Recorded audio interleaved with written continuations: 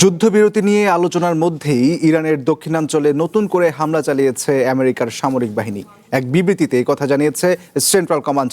বিবৃতিতে সেন্টকমের মুখপাত্র captain team Hawkins জানান, ইরানি বাহিনীর হুমকি থেকে আমেরিকার সেনাদের রক্ষা করতে দক্ষিণ ইরানে আত্মরক্ষামূলক হামলা চালিয়েছে আমেরিকার সামরিক বাহিনী।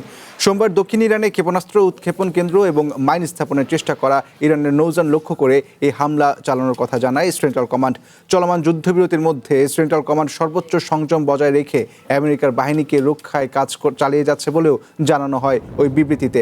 আমেরিকার একজন ঊর্ধ্বতন কর্মকর্তা জানান, কৌশলগতভাবে গুরুত্বপূর্ণ হরমুজ প্রণালীতে দুটি ইরানি নৌযানকে মাইন স্থাপন করতে দেখা যায়। একই সময়ে একটি ক্ষেপণাস্ত্র কেন্দ্র থেকে আমেরিকার যুদ্ধ বিমানকে লক্ষ্যবস্তু করার পর তাদের সামরিক বাহিনী এই পাল্টা জবাব দেয়।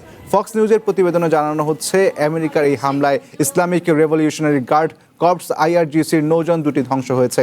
এছাড়া বন্দর আব্বাসে অবস্থিত একটি সারফেস টু এয়ার বা ভূমি থেকে আকাশে উৎক্ষেপণযোগ্য ক্ষেপণাস্ত্র কেন্দ্রে আঘাত হানে। হামলা আপাতত শেষ হয়েছে বলে জানানো হয়েছে। ওয়াশিংটনের দুইটি সূত্র ফক্স নিউজকে নিশ্চিত করেছে যে এই হামলার পরও যুদ্ধবিরতি বহাল থাকবে।